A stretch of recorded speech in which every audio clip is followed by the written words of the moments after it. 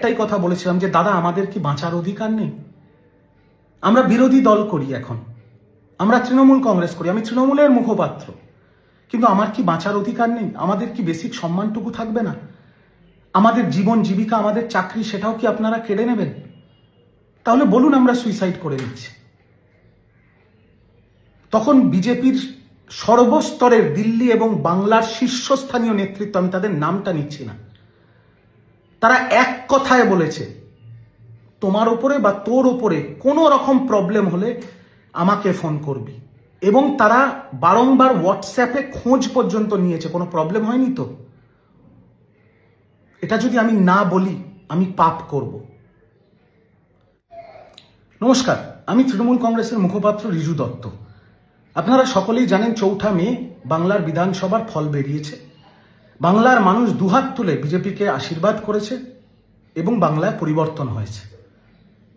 আগামী 9 মে নতুন সরকার গঠন হবে বাংলায়। কিন্তু আমার ভিডিওটা আজকে সেটা নিয়ে নয়। আমার ভিডিওটা হচ্ছে 4 মে বিকেল 4টের থেকে আজকে 6 মে দুপুর 3টে অবধি আমার সাথে ব্যক্তিগত কি ঘটনা ঘটেছে। আপনারা জানেন যে আমার দল তৃণমূল কংগ্রেস কাউন্টিং অবজারভার করে পূর্ব মেদিনীপুরে পাঠায়। এবার যখন সারা বাংলা জুড়েই যে গেরুয়া সুনামি আমরা দেখেছি, সেখানে পূর্ব মেদিনীপুরও তো তার বাইরে ছিল না। পূর্ব মেদিনীপুরে যখন তৃণমূল পিছিয়ে ব্যাকফুটে এবং বিজেপি হৈ হৈ করে জিতছে, তখন শেষ মুহূর্তে আমি পূর্ব মেদিনীপুর থেকে বেরিয়ে আসি এবং বাড়ি ফিরে আসি। যখন বাড়ি ফিরছি, যখন আমি আমার গলিতে ঢুকছি, তখন স্বাভাবিকভাবে বিজেপির যে কর্মীরা, যে সমর্থকরা, যারা এতদিন ধরে অত্যাচারিত, যারা লাঞ্ছিত, যারা বঞ্চিত, তাদের খুশির বহিঃপ্রকাশ হবেই। তারা ফ্ল্যাগ নিয়ে জয় শ্রীরামের স্লোগান দিচ্ছে, গান বাজাচ্ছে, আবির খেলছে, খুব স্বাভাবিক। সেই মুহূর্তে আমার গাড়িটা তাদের ওই বিজয় উৎসবের সামনে গিয়ে পড়ে। আমার ড্রাইভার মুসলিম, আমি গাড়িতে সামনের সিটে বসে। আপনাদের বলতে চাই, আমি এটা না বললে, মানে এই কথাগুলো, বিগত 1.5-2 দিনের কথাগুলো না বললে পাপ হবে। আমার মণ্ডল সভাপতি সেই সময় যদি সে চাইতো আমার গায়ে আবির লাগিয়ে দিতে পারতো, আমার গাড়ি ভাঙচুর করতে পারতো, আমার মুসলিম ড্রাইভারকে মারতে পারতো, আমাকেও চত্থাপ্পড় মারতে পারতো। কিন্তু তারা কি করেছে? সে এসে আমার সাথে হাত মিলিয়েছে, আমার গায়ে গেরুয়া আবিরটা পর্যন্ত দেয়নি।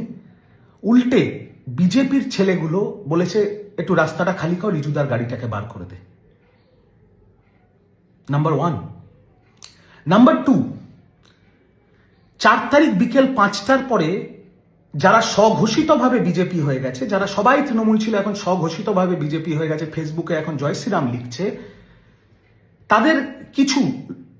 তাদের মধ্যে থেকে 4 তারিখ রাত্রেবেলা আমার বাড়ির সামনে মদ খেয়ে অকথ্য ভাষায় খিস্তি খেয়র, আমার মা একজন doctor, non political, practising gynaecologist, তাকে অনেক রকম থ্রেট দেওয়া, আমার স্ত্রী অরাজনৈতিক একটা প্রাইভেট কোম্পানিতে চাকরি করে, তাকে অনেক রকম থ্রেট দেওয়া হয়েছে, এবং আমাকেও অনেক গালাগাল দেওয়া হয়েছে। যেহেতু আমিও তো দলের পক্ষ থেকে ভোটের সময় প্রাণপাত করে লড়াই করেছি যেটুকু আমার ক্ষমতায় ছিল।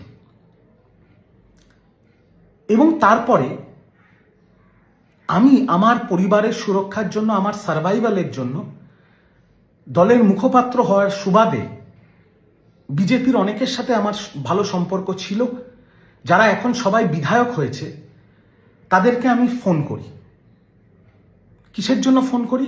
নিজের এবং নিজের পরিবারের সুরক্ষার জন্য। এবং আমি স্পষ্টভাবে বলতে চাই যে বিজেপির এত ব্যস্ততা, 9 তারিখ তাদের শপথ গ্রহণ, প্রতিটি বিজেপির বিধায়ক যাদের আমি ফোন করেছি, তারা 2টো রিংয়ের মধ্যে আমার ফোন ধরেছে। নাম্বার 1, বিজেপির দিল্লির শীর্ষ নেতৃত্ব এবং বিজেপির বাংলার শীর্ষ নেতৃত্ব আমাকে ওপেনলি বলেছে, তুমি বুক ফুলিয়ে তৃণমূল কংগ্রেস করো, তোমার পরিবারের ওপরে কোনো আঁচ আসবে না। কারণ আমি তাদের একটাই কথা বলেছিলাম যে দাদা আমাদের কি বাঁচার অধিকার নেই? আমরা বিরোধী দল করি, এখন আমরা তৃণমূল কংগ্রেস করি, আমি তৃণমূলের মুখপাত্র, কিন্তু আমার কি বাঁচার অধিকার নেই? আমাদের কি বেসিক সম্মানটুকু থাকবে না? আমাদের জীবন জীবিকা, আমাদের চাকরি, সেটাও কি আপনারা কেড়ে নেবেন? তাহলে বলুন আমরা সুইসাইড করে নিচ্ছি। তখন বিজেপির সর্বস্তরের দিল্লি এবং বাংলার শীর্ষস্থানীয় নেতৃত্ব, আমি তাদের নামটা নিচ্ছি না, তারা এক কথায় বলেছে তোমার ওপরে বা তোর ওপরে কোনো রকম প্রবলেম হলে আমাকে ফোন করবি।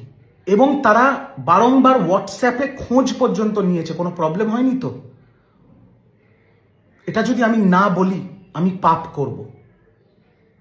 তারা আমাকে স্পষ্ট বলেছে, রিজু তুই যা করেছিস, যা ভাষণবাজি করেছিস, যা ডায়লগবাজি করেছিস, কর্মীদের মনে তোর জন্য রাগ আছে, কিন্তু তুই দলের মুখপাত্র হয়ে করেছিস। তুই কারুর বেআইনি ভাবে জোর খাটিয়ে জমি কেড়ে নিসনি, বাড়ি দখল করে নিসনি, কারুর বাড়ির মা বোনের গায়ে হাত দিসনি, কাউকে মারধর করিসনি আমাদের কোনো কর্মীকে না। তুই কোনোদিন ফলস কেস দিয়ে কাউকে থানায় ঢুকিয়েছিস, জেল খাটিয়েছিস। সেই জন্য আমরা কথা দিচ্ছি তোর বা তোর পরিবারের ওপরে কোনো আঁচ লাগবে না। এবং আমি আজকে বলছি, এই 6 তারিখ দুপুর 3টের সময় আমার বাড়িতে একটা পাথর পর্যন্ত, কেন একটা পাথরের কোনা পর্যন্ত কেউ মারেনি। সব থ্রেট কল বন্ধ হয়ে গেছে, উল্টে খোঁজ নিচ্ছে দাদা কোনো অসুবিধা নেই তো। আরেকটা ঘটনা বলি, আমার শ্বশুর শাশুড়ি, আমার শ্বশুরের বয়স 75, আমার শাশুড়ির বয়স 73, শ্বশুর সেরিব্রাল অ্যাটাকের পেশেন্ট। এই স্বঘোষিত বিজেপি যারা হয়েছে, বিকেল 4টের পর গেরুয়া আবির নিজের মুখে লাগিয়ে, এরকম কিছু লোক গিয়ে আমার 75 বছর বয়সী শ্বশুরকে চপথাপ্পড় মারে। আমি নাম করে বলছি, সেই সময় আমাদের বাঁচানোর কেউ নেই, কেউ আমার ফোন ধরেনি, আমার কোনো শীর্ষ নেতৃত্ব। আমি তখন বিজেপির একটি নেতাকে ফোন করিয়ে নাম করে বলছি, রাজর্ষি লাহিড়ী, সজল ঘোষ। তারা বলেছে দেখে নিচ্ছি। রাজর্ষির সঙ্গে সঙ্গে সোনারপুর থানায় ফোন করে, 8 ঘন্টার মধ্যে পুলিশ যায় এবং আমার বৃদ্ধ শ্বশুর শাশুড়িকে তারা প্রোটেক্ট করে। আমি যে এলাকায় বাস করি, আমার বিধানসভা কাশীপুর বেলগাছি, আমাদের বিধানসভার এখন বিধায়ক হচ্ছে বিজেপির বিধায়ক রিতেশ তিওয়ারি। রিতেশ দাকে আমি ফোন করে বলি, দাদা আমাদের কি এইরকম অত্যাচার হচ্ছে? আমি রিতেশ দার কথা এক্স্যাক্ট আপনাদের বলছি। বলছে শোনো রিজু, তুমি কাশীপুর বেলগাছিয়ায় কোনোদিন কোনো অত্যাচার করনি, কোনোদিন কোনো তোলাবাজি করনি, তোমার গায়ে হাত দেওয়ার আগে আমার গায়ে হাত দিতে হবে। শুধু তাই নয়, আমার বাড়িতে আমার মণ্ডলের জেনারেল সেক্রেটারি আনন্দ, নাম করে বলছি, আমার বাড়িতে এসছে। আমার জেলা, যে জেলায় আমি থাকি উত্তর কলকাতা, সেই জেলার বিজেপির শাখা সংগঠনের জেনারেল সেক্রেটারি অমিত আমার বাড়িতে এসছে, আমার সাথে বসে চা খেয়েছে, গল্প করেছে, আমার এই তৃণমূলের অফিসে বসে। এবং তারা আমাকে বলেছে, দাদা আমি কথা দিচ্ছি তোমার গায়ে একটা আঁচ আসবে না, তোমার পরিবারের গায়ে একটা আঁচ আসবে না, তুমি মন খুলে তৃণমূল কংগ্রেস করো, গঠনমূলক রাজনীতি করো। শুধু তাই নয়, রিতেশ দা, আমি যে থানার অন্তর্গত আমার বাড়ি, সেই থানার ওসিকে বলে দেওয়ার পর 1 জন না 2 জন না 5টা বাইকে 10 জন অফিসার আমার বাড়িতে এসছে এবং এসে বলেছে, দাদা তোমার বাড়িটা চিনে গেলাম। সবকটা অফিসার, তাদের অধিকাংশ, যেহেতু আমি কারোর সাথে কোনোদিন ব্যক্তিগত স্তরে খারাপ ব্যবহার করিনি, তাদের পার্সোনাল নম্বর দিয়ে গেছে। এবং যারা আমার বাড়ির সামনে নব্য স্বঘোষিত বিজেপি, যারা 4 তারিখ সকাল 11টা অবধি তৃণমূল ছিল, 4 তারিখ বিকেল 5টার পরে বিজেপি, তাদেরকে চিহ্নিত করে তাদের বাড়িতে গিয়ে তাদের যা বলার বলেছে। এবং তাদের বাড়ি যদি অন্য থানার অন্তর্গত থাকে, সেই থানার অফিসারকেও বলেছে যে রিজু দত্তের বাড়ির সামনে যেন এরা না যায়। বিজেপির এই সৌজন্য, বিজেপির এই উদারতার জন্য আমি বিজেপির কাছে চিরকৃতজ্ঞ। শুধু তাই না, আরো শুনুন, আমাদের তৃণমূলের কর্মীরা যারা দখলদারি করেনি, যারা তোলাবাজি করেনি, যারা মানুষের সাথে দুর্ব্যবহার, মারধর এগুলো করেনি, তারাও এই মারপিটের মধ্যে, এই রাগের বহিঃপ্রকাশের মধ্যে পড়ে গিয়ে অনেকের বাড়িতে আক্রমণ হয়েছিল, ইত্যাদি ইত্যাদি হয়েছিল। আমি বিজেপির নেতৃত্বকে ফোন করে জানাই বা ব্যাপারগুলো, এবং তারা লোক পাঠিয়ে তাদের বাড়ি যাতে ভাঙচুর না হয় আমাদের তৃণমূল কংগ্রেসের কর্মীদের রক্ষা করেছে। এটা যদি না আমি বলি আমার পাপ লাগবে, আমি বেঈমান। তার সাথে আমি এটাও বলতে চাই যে দলের হয়ে প্রাণপাত করে প্রচার করার সময় দলের মুখপাত্র হিসেবে আমি যদি কোনো অশালীন মন্তব্য করে থাকি, কুরুচিকর মন্তব্য করে থাকি, কুৎসা করে থাকি, ব্যক্তিগত আক্রমণ করে থাকি, বিলো দ্য বেল্ট আক্রমণ করে থাকি, দলীয় নির্দেশে বা কখনো কখনো আবেগপ্রবণ হয়ে, আমি তার জন্য মন থেকে ক্ষমা প্রার্থী, মন থেকে ক্ষমা প্রার্থী। কারণ বিজেপি যে সৌজন্য দেখিয়েছে, বিজেপি যে উদারতা দিয়ে দেখিয়েছে, বিজেপি যে প্রোটেকশন, তৃণমূল কংগ্রেসের মুখপাত্র যে সবচেয়ে ভোকাল ছিল বিজেপির নেতৃত্ব এবং বিজেপির বিরুদ্ধে, তাকে যে প্রোটেকশন দিয়েছে, যে সহযোগিতা তার সাথে করেছে, এটা আমি এই ঋণ আমি জানি না আমি শোধ করতে পারবো কিনা। শুধু তাই নয়, বিজেপির দিল্লি এবং বাংলার শীর্ষ নেতৃত্বরা আমাকে বলেছে বুক ফুলিয়ে তৃণমূল কংগ্রেস করো। আমি কিন্তু গায়ে গেরুয়া আবির লাগিয়ে জয় শ্রীরাম বলিনি ফেসবুকে। আমি এখনো এই যে ভিডিওটা করছি পেছনে তৃণমূল কংগ্রেসের স্টিকার আছে। আমি হাঁড়ি ছড়িয়ে তৃণমূল কংগ্রেস করিনি, উল্টে তৃণমূল কংগ্রেস করতে গিয়ে আমার দেনা হয়ে গেছে।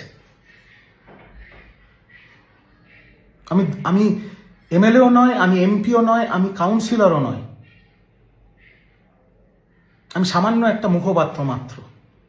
আমি বাড়ি, ঘরদোর, অট্টালিকা, রেঞ্জ রোভার গাড়ি, বিএমডাব্লিউ, মার্সিডিস কিচ্ছু নেই আমার। আমার যে গাড়িটা আমি ব্যবহার করি সবাই চেনে, বিজেপিও চেনে, তৃণমূলও চেনে, সেটা 12 বছর পুরনো একটা গাড়ি, XUV 500, সবাই জানে।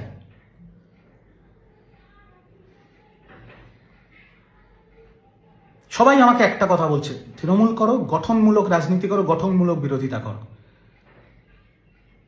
তৃণমূলের প্রতিটা জনপ্রতিনিধি, আমি আর নাম করে তাদের লজ্জা দেব না, প্রতিটা জনপ্রতিনিধি বিজেপির প্রতিটা নেতাকে ফোন করে সারেন্ডার করে দিয়েছে, বলেছে ইমিডিয়েট তারা বিজেপি জয়েন করতে চায়। কিন্তু বিজেপি একটা প্রেস কনফারেন্স করে পরিষ্কার বলে দিয়েছে কাউকে এইভাবে জয়েন করানো হবে না, এইভাবে বিজেপিতে যোগ দেওয়া যায় না। আমি স্পষ্টভাবে ভিডিওতে বলছি আমি বিজেপি জয়েন করতে চাইও নি। বিজেপির শীর্ষ নেতৃত্ব, সেটা বাংলার হোক দিল্লির হোক, কেউ আমাকে বলেও নি বিজেপি করতে। উল্টে বলেছে তুমি তৃণমূল করো, শুধু বলেছে ব্যক্তিগত আক্রমণ কাউকে করো না। তাই আমি আবারও বলছি যে এই হাই ভোল্টেজ ইলেকশনের সময় তৃণমূলের মুখপাত্র হওয়ার সুবাদে বা তৃণমূলের মুখপাত্র হওয়ার জন্য দলীয় নির্দেশে বা কখনো কখনো আবেগপ্রবণ হয়ে যদি আমি কোনো অশালীন মন্তব্য, কুরুচিকর মন্তব্য, ব্যক্তিগত আক্রমণ করে থাকি, তার জন্য আমি ক্ষমা প্রার্থী। তার সাথে এটাও বলবো, ডাইরেক্ট ব্যক্তিগত স্তরে, যেহেতু তার নম্বর নেই আমার কাছে বা তার সাথে আমার যোগাযোগ নেই, বিজেপির নেতা শুভেন্দু অধিকারী, তাকে আমি অনেক পার্সোনাল অ্যাটাক করেছি, অনেক। নন্দীগ্রামে দাঁড়িয়ে তার বিরুদ্ধে বিরোধী মন্তব্য করেছি 99% দলীয় নির্দেশে এবং 1% কখনো কখনো আবেগপ্রবণ হয়ে, কারণ আমরা সরকারে ছিলাম, আমরা ক্ষমতায় ছিলাম। আমি শুভেন্দুদার কাছে সেই সকল মন্তব্যের জন্য ক্ষমা প্রার্থী। আপনি শুভেন্দুদা বলেছিলেন ভোটের শত্রুতা ভোটেই থাক। আমি আশা করব বিরোধী কর্মী এবং বিরোধী কর্মীদের পরিবার এবং বিরোধী কর্মীদের জীবন জীবিকাকে আপনি সুরক্ষিত রাখবেন, আপনি রক্ষা করবেন এবং আপনার পার্টি এবং আপনার সরকার রক্ষা করবে, যেভাবে বিগত 2 দিন ধরে আপনারা করছেন। আমি আরেকটা কথা বলতে চাই, একটা আমার ভিডিও ভাইরাল, দলের পক্ষ থেকে, দলের মুখপাত্র হিসেবে, দলের লাইন হিসেবে যে লাইনটি আমাদের দলের সাংসদরা আগেও বলেছেন, সেটা নিয়ে আমি একটা দলের হেডকোয়ার্টার থেকে একটা ভিডিও করেছিলাম ইলেকশন কমিশনের পুলিশ অবজারভারদের বিরুদ্ধে। কাউকে ব্যক্তিগত মন্তব্য করিনি, কাউকে ব্যক্তিগত নাম নিয়ে আক্রমণ করিনি, সম্পূর্ণ রাজনৈতিক বিষয় ছিল। দলীয় মুখপাত্র দলীয় পার্টির লাইন, পার্টি স্ট্যান্ড ধরে বলেছিল। আর যে কথাগুলো আমি বলেছিলাম সেটা আমার আগে দলের সাংসদরাও বলেছিল, সেটা সারা বিশ্ব জুড়ে, ভারতবর্ষ জুড়ে ভাইরাল। এবং সেই ভিডিওটাও আমি আমার বাড়িতে করিনি বা আমার ব্যক্তিগত ফেসবুকে পোস্ট করিনি, সেটা দলীয় অফিসিয়াল হ্যান্ডেল থেকে ছাড়া হয়েছে। তার জন্য আমি বলতে চাই যে এটা ব্যক্তিগত কোনো মন্তব্য ছিল না, এটা দলীয় মন্তব্য ছিল, পার্টি লাইন ছিল, আর আমি দলের মুখপাত্র হিসেবে আমার কাজটা করেছিলাম। তাই এই ভিডিওটাকে আর দীর্ঘায়ু করব না, এইটুকু বলবো, নতুন সরকার গঠন হচ্ছে বাংলায়, বিজেপির সরকার গঠন হচ্ছে বাংলায়। কে মুখ্যমন্ত্রী হবে, কে মন্ত্রী হবে, সেটা তাদের দলের অভ্যন্তরীণ বিষয়, সেটা নিয়ে মন্তব্য করার আমার কোনো জায়গা নেই, কোনো অবকাশ নেই। বাট তারা যে সৌজন্য দেখিয়েছে আমাকে, আমার পরিবারকে এবং আমার দলের কর্মীদের, তারা যেভাবে রক্ষা করেছে, এর জন্য আমি অকুণ্ঠ প্রশংসা করছি এবং আমি ওপেনলি বলছি তাদের এই সৌজন্য এবং উদারতার জন্য আমি অন্তত ব্যক্তিগত স্তরে চিরকৃতজ্ঞ থাকব। আমি আশা করব আপনারা আরো শক্ত হাতে এই ব্যবস্থাটা নেবেন, যাতে তৃণমূলের যেখানে যেখানে পার্টি অফিস পুড়িয়ে দেওয়া হচ্ছে বা যেখানে অত্যন্ত অত্যাচার করা হচ্ছে, সেগুলো আপনারা কড়া হাতে দমন করবেন, সেগুলো বন্ধ করবেন। দয়া করে বিরোধী কর্মী যারা আছে তাদের আপনারা রক্ষা করুন, যেভাবে আমাকে ব্যক্তিগত স্তরে আপনারা রক্ষা করেছেন এবং আমার কথায় কিছু কর্মীদের রক্ষা করেছেন। সমগ্র বিরোধী কর্মীদের আপনারা রক্ষা করুন, তাদের জীবন জীবিকা রক্ষা করুন, কারণ বাঁচার অধিকার সবার আছে। আর আমার দৃঢ় বিশ্বাস আপনারা সেটা করবেন। আমি জাস্ট এই অনুরোধটুকু আপনাদের সামনে রাখলাম। বাকি নতুন সরকার আসছে, তারা যে প্রতিশ্রুতি দিয়েছে, আশা করব সেই প্রতিশ্রুতিগুলো সবকটা অক্ষরে অক্ষরে তারা পূরণ করবে। বাংলা ভালো থাকবে, বাঙালি ভালো থাকবে। তাই আপনাদের নতুন সরকার গঠন এবং নতুন মুখ্যমন্ত্রী যেই হোক না কেন, সেটা আপনাদের সিদ্ধান্ত। আগাম শুভেচ্ছা রইল। দয়া করে বিরোধী কর্মীদের রক্ষা করবেন, এই হিংসাটা আরো কড়া হাতে দমন করুন, যাতে কারুর জীবন জীবিকা নষ্ট না হয়। আর বিরোধীদের সুরক্ষা দিন, তাদের জীবন জীবিকাকে সুরক্ষা দিন। এই অনুরোধটুকু রইল তৃণমূল কংগ্রেসের একটি অত্যন্ত সাধারণ কর্মীর তরফ থেকে। সকলকে বলি, আপনারা ভালো থাকবেন, সুস্থ থাকবেন। আশা করি সব ভালো হবে, বাংলা ভালো থাকবে, বাঙালি ভালো থাকবে। এই প্রার্থনা নিয়ে আজকে আমি আমার এই ভিডিওটা এখানেই শেষ করলাম। আগামী দিনে দেখা যাক কখন আবার আপনাদের সামনে আসা যায়।